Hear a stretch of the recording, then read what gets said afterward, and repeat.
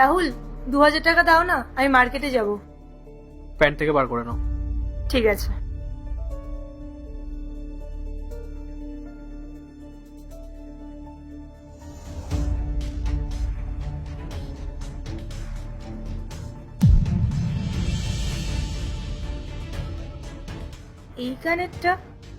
এই কানেরটা তো আমি মেঘাকে ওর জন্মদিনে দিয়েছিলাম। এটা রাহুলের প্যান্টের পকেটে কি করে এলো?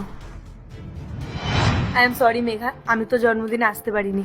আসলে তুই তো জানিসই আমি ওই অফিসে নিউ জয়েনিং করেছি, আর একটা নতুন অফিসে নতুন জয়েন করে তো হুটার ছুটি নেওয়া যায় না বল। I am so sorry. আমি না তোর জন্য একটা ইয়ারিংস এনেছি, দাঁড়া। এই নে। কোনো ব্যাপার না, তুই তো ইচ্ছে করে আসিসনি এমনটা না, তুই সুযোগ পাসনি তাই আসিসনি। ইয়াররিংসটা খুব সুন্দর হয়েছে। আর তাছাড়াও আমার ব্ল্যাক শাড়িটার সাথে খুব সুন্দর লাগবে এটা। তাহলে অর্ডার করা যাক। হ্যাঁ চল অর্ডার করি। পায়েল পেয়েছো? হ্যাঁ হ্যাঁ পেয়েছি। ঠিক আছে।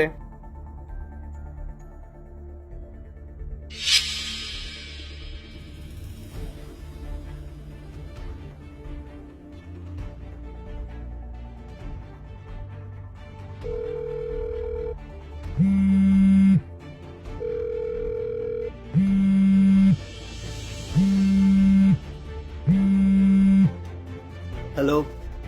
রোহান, আমার তোমার সাথে কিছু কথা ছিল। আমার মনে হয় তোমার ওয়াইফ আর আমার হাজবেন্ডের মধ্যে কোনো অ্যাফেয়ার চলছে। এসব কি বলছো তুমি পায়েল? তোমার মাথা ঠিক আছে? আমি কিচ্ছু ফালতু বলছি না।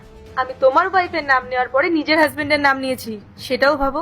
পায়েল, তুমি খুব ভালো করেই জানো আমি আমার ওয়াইফকে কতটা ভালোবাসি। তুমি কিভাবে বলতে পারলে এরকম? আর তুমি কি করেই বা জানলে যে তোমার হাজবেন্ড আর আমার ওয়াইফের মধ্যে সম্পর্ক আছে? আমি আমার হাজবেন্ডের প্যান্টের পকেট থেকে তোমার ওয়াইফের ইয়ারিং পেয়েছি, যে ইয়ারিংসটা আমি ওকে গিফট করেছিলাম। আমি তোমাকে এই ইয়ারিংস এর ফটো পাঠাচ্ছি, তুমি দেখো। এই ইয়ারিংস এর আরেকটা পিস তুমি তোমার বাড়িতেই পাবে।